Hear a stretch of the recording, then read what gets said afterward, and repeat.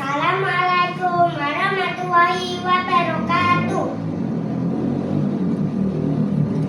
Dewan juri yang saya hormati, teman-teman yang saya sayangi, perkenalkan nama saya Akila Dewi Mumtazah dari SD Negeri 1 Blimbing Rejo, Kecamatan Alumsari, Kabupaten Jepara.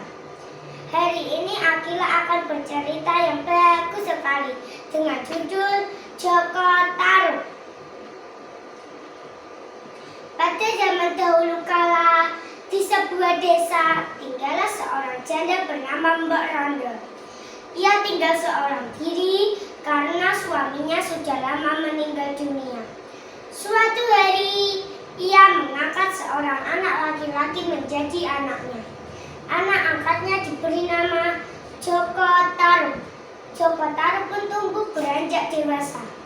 Joko Tarub menjadi pemuda yang sangat tampan, gagah, dan baik hati. Ia juga memiliki kesaktian. Setiap hari ia selalu membantu ibunya di sawah.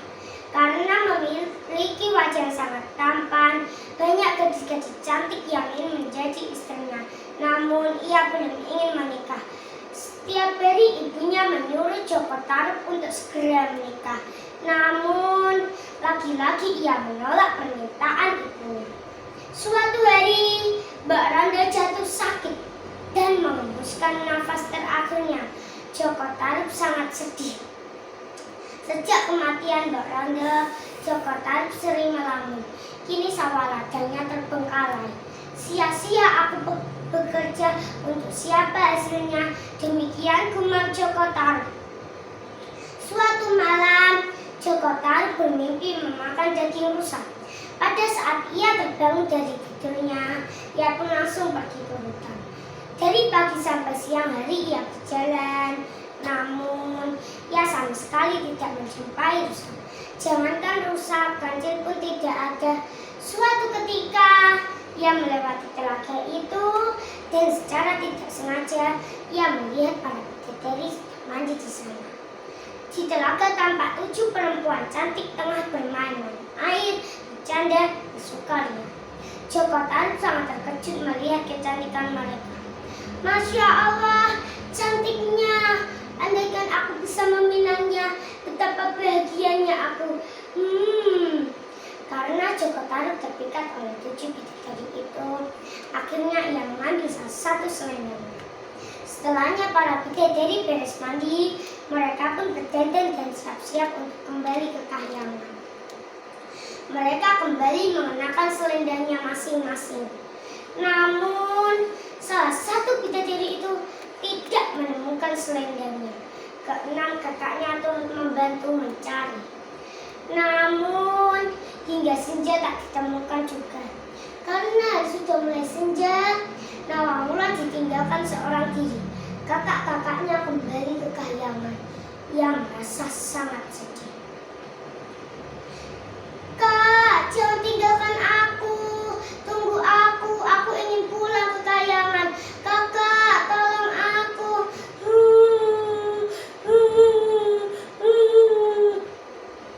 Tidak lama kemudian, Joko Tarub datang menghampiri dan berpura-pura menolong sang bidadari itu. Diajaknya Nawangwulan itu pulang ke rumahnya. Kehadiran Nawangwulan membuat Joko Tarub kembali bersemangat. Singkat cerita, mereka pun akhirnya menikah. Keduanya hidup dengan bahagia. Mereka pun memiliki seorang putri cantik bernama Nawangsi. Sebelum mereka menikah, Nawangwulan mengingatkan kepada Joko Tarub untuk tidak menanyakan kebiasaan yang dilakukannya nanti setelahnya ia menjadi istri. Rahasianya Nawangwulan yaitu ia memasak nasi selalu menggunakan 1 butir beras. Dengan sebutir beras itu, ia dapat menghasilkan banyak nasi. Setelah mereka menikah, Joko Tarub sangat penasaran. Namun, ia tidak langsung bertanya kepada Nawangwulan, melainkan ia langsung membuka dan melihat bungkusan nasi yang dijadikan oleh istrinya. Ia melihat setangkai padi masih tergolek di dalamnya. Ia pun segera menutupnya kembali. Akibat rasa penasaran Joko Tarub, Nawangwulan kehilangan kekuatannya. Sejak saat itu, Nawang Wulan harus menampi beras berulang-ulang untuk dimasak seperti wanita umumnya. Karena tumpukan padinya terus berkurang, suatu waktu Nawang Wulan tanpa sengaja menemukan selendang bidadarinya terselip di antara tumpukan padi. Ternyata selendang tersebut ada di lumbung gabah yang disembunyikan oleh suaminya. Nawang Wulan pun merasa sangat marah ketika suaminya lah yang mencuri selendangnya. Joko Tarub meminta maaf dan memohon kepada istrinya agar tidak lagi kekahyangan. Namun, Nawang Wulan sudah bulat tekadnya, hingga akhirnya ia kembali kekahyangan. Ia tetap sesekali turun ke bumi untuk menyusui bayinya. Tetapi dengan satu syarat, Joko Tarub tidak boleh bersama Nawangsi ketika Nawang Wulan menemuinya. Biarkan ia seorang diri di dekat telaga. Joko Tarub menahan kesedihannya dengan sangat.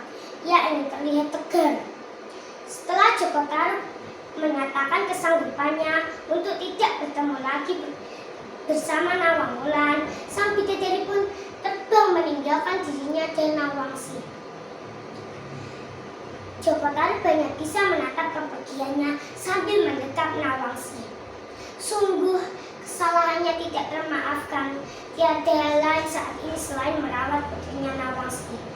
Demikian cerita Joko Tarub. Dari cerita Joko Tarub dapat kita ambil hikmahnya. Jika kamu diberi amanat, janganlah berkhianat jika kamu ingin selamat. Kalau kamu berjanji, hendaklah ditepati.